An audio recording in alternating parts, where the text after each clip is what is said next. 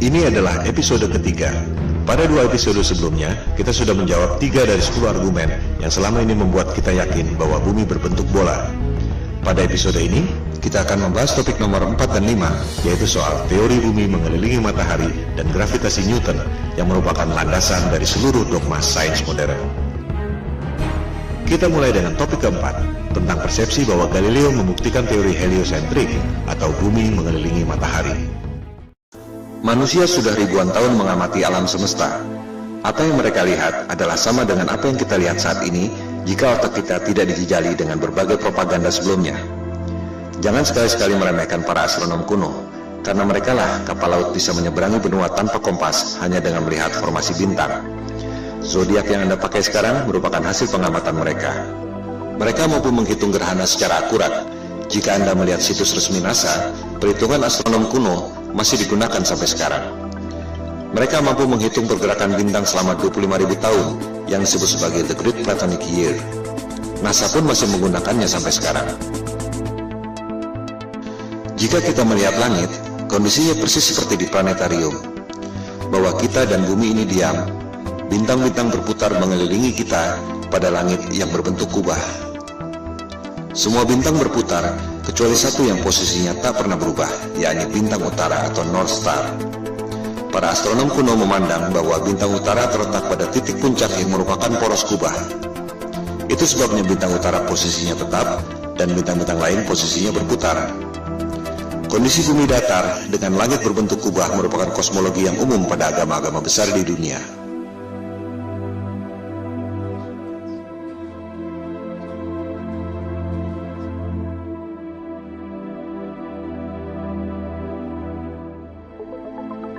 Yang tak banyak diketahui orang adalah peta standar dunia sebelum berdirinya NASA tahun 1958 adalah peta bumi datar. Silakan Anda buka situs Boston Public Library. Anda akan menemukan peta seperti ini. Judulnya, Peta Standar Dunia yang Baru. Ciri-ciri peta bumi datar ialah pusat lingkaran adalah kutub utara. Oleh sebab itulah jarum kompas selalu menunjuk arah utara, yaitu ke pusat lingkaran bumi. Posisinya persis di bawah bintang utara tempat semua bintang berputar, seperti yang telah dijelaskan tadi. Pulau-pulau dan benua-benua tersebar mengelilingi pusat lingkaran, yakni kutub utara. Sehingga, jika kita terbang dari barat ke timur, akan kembali ke tempat semula di barat, sesuai arah jarum kompas yang selalu menunjuk arah utara, yakni pusat lingkaran bumi. Bagian terluar adalah Antartika, tembok es yang mengelilingi bumi. Jika peta itu di zoom, tulisannya adalah lingkaran Antartika. Tak ada kutub selatan pada peta bumi datar. Antartika bukan benua, melainkan tembok es yang mengelilingi bumi. Boston Public Library itu masih menyimpan arsip peta-peta bumi datar yang merupakan peta standar dunia sebelum NASA didirikan tahun 1958. Antartika bukan benua. Jika di zoom, tulisannya Impassable Ice atau tembok es yang tak dapat dilewati. Kita akan membahas soal tembok es Antartika ini pada episode berikutnya. Juga akan dibahas bagaimana USGS, United States of Geological Survey, lembaga paling kredibel di bidang geologi dan ilmu bumi, membuat peta bumi bola berdasarkan peta bumi datar. Anda bisa cek sendiri di situs USGS.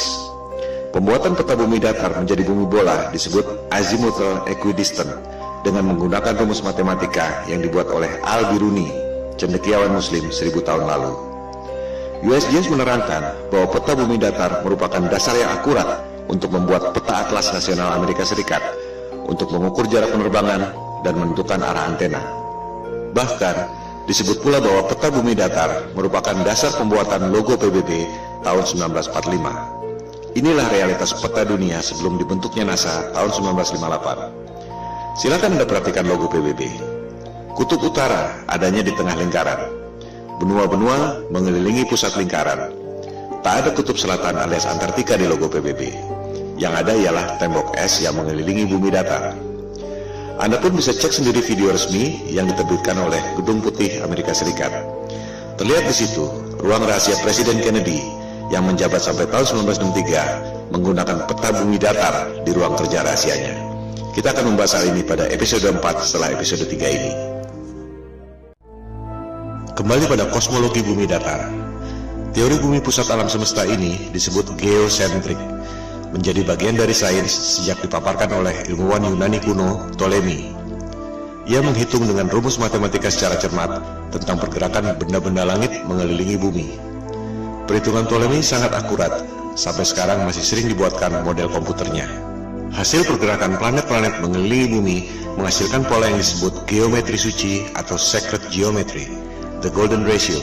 Ketika itu, manusia menempatkan scientia atau pengetahuan di bawah sapientia, divine wisdom. Demikian halnya dengan penerus Ptolemei, yakni cendekiawan Muslim Ibnu Sina. Ia mengemukakan tesis tentang langit ketujuh dan seterusnya sebagai lapisan kubah celestial atau kubah bumi itu. Dari pola pergerakan benda-benda langit seperti itu, kita tentu berpikir bahwa pasti ada kecerdasan ilahiyah, Tuhan yang Maha Kuasa, yang membuat ini semua. Bahwa ruh dan kecerdasan kita berasal dari atas, yaitu kecerdasan transendental. Hal itu yang tak diinginkan oleh sains modern yang mempropagandakan bahwa alam semesta terjadi secara acak atau random. Kecelakaan kosmik dalam galaksi mati yang tak bertuhan, di mana kecerdasan Anda berasal dari bawah, yaitu evolusi dari submolekul. Teori bumi mengelilingi matahari juga sudah ada sejak 2500 tahun lalu. Teori ini dikemukakan oleh penyembah dewa matahari, Martianus Capella. Sains barat menganggap teori bumi mengelilingi matahari dikemukakan oleh Copernicus, dilanjutkan oleh Galileo. Padahal Copernicus dalam bukunya mengatakan bahwa ia sangat dipengaruhi oleh Martianus Capella, tokoh pagan alias musyrik penyembah dewa matahari yang hidup 2000 tahun sebelumnya. Kebanyakan orang berpikir bahwa Galileo membuktikan teori bumi mengelilingi matahari, seolah Galileo dihukum oleh otoritas agama karena mengatakan kebenaran, bahwa agama adalah korup, saintis adalah pahlawan. Padahal yang terjadi justru sebaliknya. Silakan Anda cek buku The Genesis of Science yang sudah dirangkum pada Wikipedia. Otoritas agama memberi kesempatan pada Galileo untuk membuktikan teorinya. Justru Galileo yang gagal membuktikannya. Pembuktian saintifik yang gagal dilakukan oleh Galileo ini disebut stellar parallax, yang masih dilakukan orang sampai sekarang. Sederhananya seperti ini. Jika Anda berdiri di posisi A, melihat pucuk pohon C, akan terlihat bahwa pucuk pohon C itu seolah berada di depan tebing X. Jika Anda berdiri di posisi B, melihat pucuk pohon yang sama, akan terlihat bahwa pucuk pohon C itu seolah berada di depan tebing Y. Padahal sebenarnya pohon dan tebingnya tidak berubah. Yang berubah adalah posisi dan sudut pandang Anda. Analogi sederhana itu diterapkan pada sudut pandang kita lewat teleskop jika betul bumi berputar mengelilingi matahari dalam 12 bulan. Ketika bumi berada di posisi A, katakan pada bulan Januari, kita melalui teleskop akan melihat bintang C, posisinya ada di depan rasi bintang X. Setengah tahun kemudian, misalnya pada bulan Juli, kita melalui teleskop akan melihat bintang C, posisinya ada di depan rasi bintang Y. Sederhana bukan? Pengujian stellar parallax ini yang dilakukan oleh Galileo dengan menggunakan teleskop. Hasilnya gagal. Rasi bintang tidak berubah. Artinya, buminya diam, tidak berputar mengelilingi matahari. Hal ini yang tidak diajarkan di sekolah. Seolah-olah Galileo dihukum karena menyampaikan kebenaran. Padahal ia gagal membuktikan teorinya. Galileo marah dan menyerang Paus Urban VIII lewat buku Dialogue Concerning the Two Chief World Systems. Jadi, sebenarnya ia dihukum karena pemberontakan politik, bukan karena sains. Disinilah kebohongan sains modern dimulai. Teori bumi mengelilingi matahari diajarkan di sekolah-sekolah Eropa sejak abad ke-16, meski sebenarnya belum terbukti. Bahkan ketika itu belum ada teori gravitasi. Ini merupakan konsekuensi politik Eropa abad pencerahan yang ingin lepas dari otoritas agama. Percobaan stellar parallax ini terus dilakukan sampai berabad-abad kemudian. Terakhir dilakukan oleh NASA dan Harvard University. Silakan Anda cek, hasilnya ada di perpustakaan Harvard University. Seiring dengan kemajuan teleskop, dilaporkan bahwa terlihat posisi bintang memang berubah. Masalahnya, yang separuh bergerak ke kiri, yang separuh lagi bergerak ke kanan. Fenomena ini disebut negative parallax. Artinya apa? Artinya tak mungkin bumi mengelilingi matahari jika bintangnya bergerak berlawanan arah.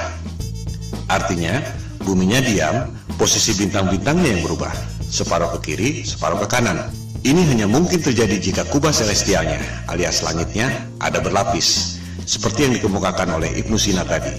Kesimpulannya, persepsi bahwa Galileo membuktikan teori bumi mengelilingi matahari adalah salah besar. Pertama, Galileo gagal membuktikan teorinya, di mana rasi bintang atau stellar parallax tidak berubah. Kedua, sampai zaman modern pun, NASA dan Harvard University tak berhasil membuktikan stellar parallax. Yang ada justru negatif parallax, separuh rasi ke kiri, separuh rasi ke kanan. Dengan demikian, terbukti bahwa teori bumi mengelilingi matahari yang dikemukakan oleh Copernicus dan Galileo yang diajarkan di sekolah-sekolah seluruh dunia dan merupakan indoktrinasi ke otak kita semua adalah kebohongan sains modern.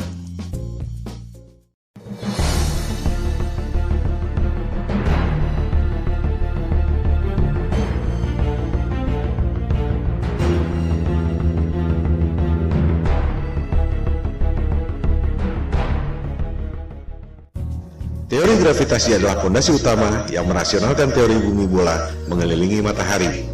Kita tidak jatuh meski posisi kepala kita di bawah dan kaki kita di atas karena gravitasi. Kita tidak terlempar meski bumi berputar mengelilingi matahari karena ada gravitasi. Tapi, bisakah Anda menjawab mengapa air laut bisa nempel seperti kena power glue sementara balon gas bisa terbang? Bisakah Anda menjawab apa yang membuat matahari punya gravitasi sehingga mampu menarik planet-planet mengelilinginya? Kalau Anda bisa menjawab, silakan ajukan ke Komite Nobel. Sebab Einstein pun sudah berusaha menjawabnya dengan teori relativitas dan ia tak dapat hadiah Nobel untuk itu. Kebanyakan orang tak menyadari bahwa gravitasi Newton dan juga relativitas Einstein adalah teori, bukan fakta. Mari kita buktikan. Newton mengemukakan teori gravitasi tahun 1678 untuk merasionalkan teori bumi mengelilingi matahari yang terakhir dikemukakan oleh Galileo tahun 1615. Ketika itu, orang baru tahu ada medan magnet bumi lewat buku yang ditulis oleh William Gilbert berjudul The Magnet. Yang dimaksud The Magnet di sini adalah medan magnet bumi yang membuat jarum kompas selalu menunjuk arah utara. Gilbert mengatakan bahwa bumi ini seperti medan magnet raksasa. Lewat legenda apel jatuh ke kepala Newton, ia berasumsi dan berteori bahwa benda jatuh karena gaya tarik bumi. Persis seperti medan magnet membuat jarum kompas menunjuk arah utara. Padahal, jika kita ganti jarum kompas dengan kayu, maka medan magnet bumi tak dapat menariknya. Dari situ, untuk mendukung teori bumi mengelilingi matahari, Newton berasumsi dan berteori bahwa planet-planet mengelilingi matahari karena gravitasi. Ia pun membuat rumus gravitasi yang terkenal itu. Rumusnya memang benar, menghitung massa dua buah benda, jarak, dan gayanya. Tapi itu tidak membuktikan bahwa bumi punya gaya tarik. Silakan Anda cek, Newton tak dapat membuktikan mengapa apel jatuh ke kepalanya secara vertikal, tapi bumi terkena gravitasi matahari, berputar keliling-keliling, tak ada habisnya. Sebuah fenomena bisa dijelaskan lewat penjelasan saintifik yang berbeda. Mari kita ambil beberapa contoh. 1. Fenomena elektron berputar mengelilingi inti atom. Apa penyebabnya? Newton akan menjawab gravitasi, persis seperti bumi mengelilingi matahari. Betul? Jelas salah. Niels Bohr, ilmuwan penemu kuantum leap dalam atom, mengatakan bahwa itu disebabkan oleh elektromagnetik, bukan gravitasi. Tak ada gravitasi pada atom. Rumus gravitasi Newton sama sekali tak bisa diterapkan untuk menghitung pergerakan atom. Di sini letak inti masalahnya. Ketika Newton hidup, ia tak tahu ada elektromagnetik. Oleh sebab itu ia berasumsi bahwa planet mengelilingi matahari karena gravitasi. Contoh kedua, fenomena matahari dan bulan berjalan pada porosnya. Apa penyebabnya? Newton akan menjawab gravitasi. Memang itu tujuan ia mengemukakan teori gravitasi. Nikola Tesla akan menjawab elektromagnetik. Persis seperti elektron berputar mengelilingi inti atom, suatu hal yang belum diketahui Newton selama hidupnya. Tesla dapat menciptakan semua temuan-temuan yang dahsyat itu yang telah dipaparkan pada episode sebelumnya karena menganggap bumi ini bukan planet yang mengelilingi matahari. Bumi adalah pusat alam semesta yang memiliki energi dahsyat, termasuk menggerakkan matahari, bulan, dan bintang-bintang pada kubah celestial. Ia pun mengatakan matahari dan bulan digerakkan secara wireless oleh medan elektromagnetik yang ada di ether. Lebih jauh lagi, ia mengatakan bahwa kubah bumi atau kubah celestial itu terangkat karena medan elektromagnetik. The only force you need to counter is the electromagnetic force, not gravity. Kata-katanya adalah the only force. Bahasa terangnya, gravitasi adalah ilusi. Tesla pun mengatakan bahwa bintang-bintang menempel pada kubah celestial atau the firmament, bahasa Alkitab Taurat, terjemahan King James. Contoh kasus ketiga, fenomena besi tenggelam dan gabus terapung di air. Apa penyebabnya? Newton akan menjawab gravitasi. Besi tenggelam karena ditarik oleh gaya tarik bumi. Archimedes akan menjawab berat jenis. Besi tenggelam karena berat jenisnya lebih besar dari berat jenis mediumnya, yaitu air. Gabus terapung karena berat jenisnya lebih kecil dari berat jenis mediumnya, yaitu air. Kita lihat, sebuah fenomena bisa dijelaskan dengan paradigma sains yang berbeda.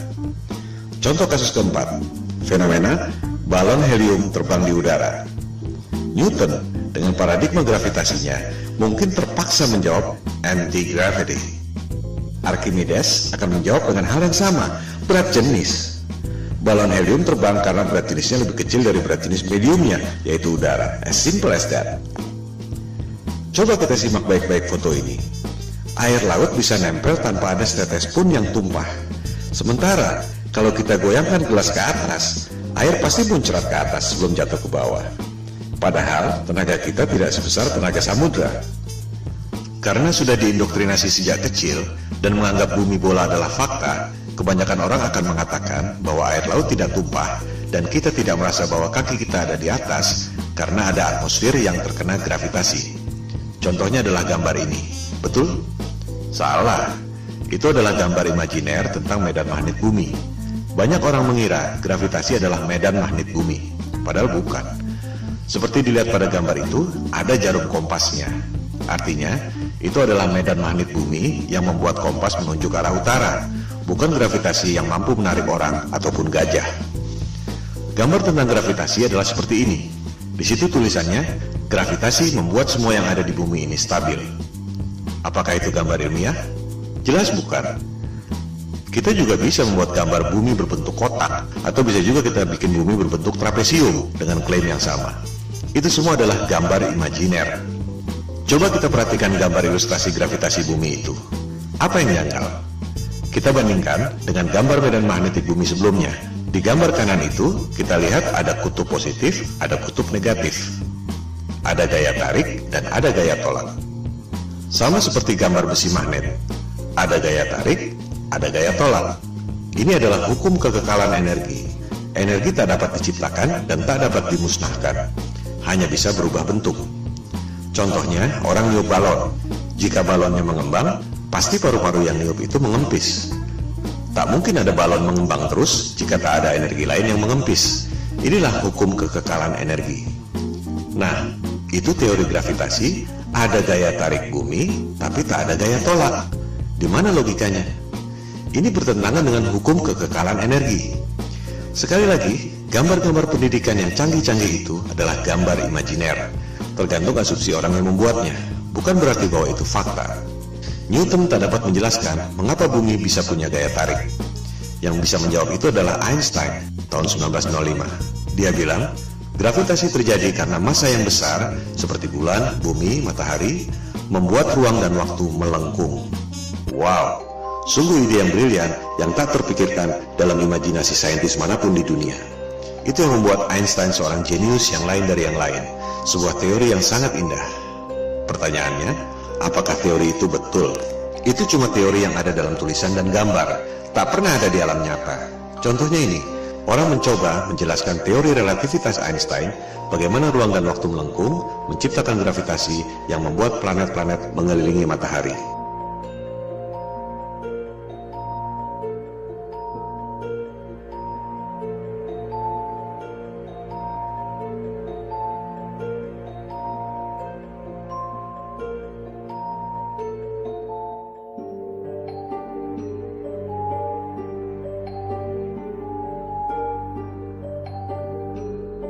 Kita lihat, tetap saja bola-bola yang kecil itu jatuh kan? Tak mungkin ada benda berputar-putar terus selama ribuan tahun. Ini semua adalah teori ilusi, dan orang sedunia terpesona dengan pertunjukan sulap itu. I hate to say this, but there's no such thing as the force of gravity. Well, I wish I didn't know that. Sorry, say that again, Marcus. There's no such thing as the force of gravity. Well, explain that. I can explain it with some maggots. That's why it took Einstein to realise, it took a genius to realise that there is no force, but all that's happening is the Earth is moving in a straight line, but of course a straight line, or the shortest distance between 2 points, in a kind of curved thing like this, is a circle. It's a circle. Sort of like using psychedelic drugs, say. Gravitasi adalah ilusi, yang nyata adalah elektromagnetik dan berat jenis. Mari kita buktikan.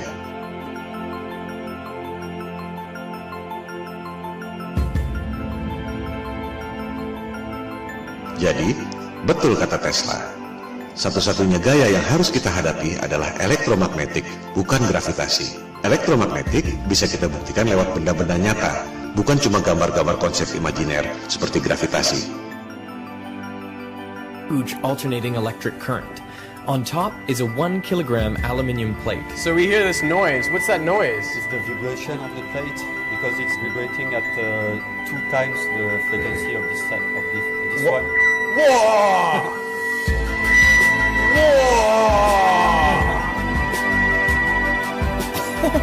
How does it do that?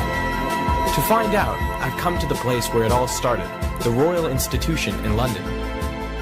Ini semua bermula dari abad pencerahan Eropa, di mana kelompok Freemason atau penyembah iblis yang kebanyakan adalah para intelektual, raja-raja, bangsawan, dan aristokrat ingin menggantikan peran agama dan ketuhanan untuk menguasai umat manusia di dunia. Mereka tidak melakukannya dengan tentara seperti Genghis Khan atau Alexander yang Agung. Kaum Freemason melakukannya lewat intelektual, propaganda, dan mind control. Bermula dari teori bumi mengelilingi matahari. Supaya kelihatan masuk akal, dibuatlah teori gravitasi. Padahal benda jatuh ke bumi karena berat jenis, dan benda bisa berputar-putar dalam orbit karena elektromagnetik. Untuk membuktikan bahwa gravitasi itu nyata, Einstein membuat teori relativitas. Ruang dan waktu melengkung dan membuat gravitasi. Padahal, kalau konsep itu dibuktikan lewat benda, terbukti bahwa benda-benda yang kecil-kecil itu pasti jatuh juga ke benda yang besar. Supaya kelihatan rasional, dibuatlah asumsi baru. Ada kekuatan maha dahsyat yang membuat benda itu berputar-putar, yaitu Big Bang. Apakah Big Bang itu fakta? Jelas bukan. Itu adalah teori. Bahkan di kalangan mereka sendiri pun, Einstein misalnya, tak percaya dengan Big Bang. Ia berpikir bahwa alam semesta ini steady state, tak ada awal, tak ada akhir. Big Bang dan gravitasi adalah Tuhan palsu sains modern. Semua pertanyaan yang tak terjawab dilemparkan pada dua hal itu. Media-media dan dunia pendidikan mempropagandakan teori Big Bang seolah fakta, lengkap dengan gambar-gambar canggih yang sebenarnya cuma imajiner. Berikut usia alam semesta 14 miliar tahun yang sebenarnya cuma perhitungan matematika berdasarkan asumsi. Oleh sebab itulah Tesla mengatakan, para saintis ini hanya menghitung matematika dari rumus ke rumus, dan akhirnya menciptakan struktur yang tak ada hubungannya dengan realitas. Model alam semesta berdasarkan asumsi matematika itu, jika asumsi dasarnya salah, maka semuanya runtuh. Gravitasi adalah ilusi, yang nyata ialah elektromagnetik dan berat jenis. Oleh sebab itulah, Goethe, intelektual terkenal dari Jerman, mengatakan bahwa gravitasi Newton itu adalah mistisisme sains. Newton menipu diri sendiri. Saya mengutuknya. Itu adalah kosmologi orang gila, kata Goethe. Dengan demikian, kita tutup argumen kelima yang membuat kita sebelumnya yakin bahwa bumi ini berbentuk bola. Gravitasi Newton adalah teori, ilusi, konsep imajiner berupa gambar-gambar yang tak pernah bisa dibuktikan lewat benda. Gravitasi dan juga Big Bang adalah Tuhan palsu yang merupakan fondasi utama kebohongan sains modern.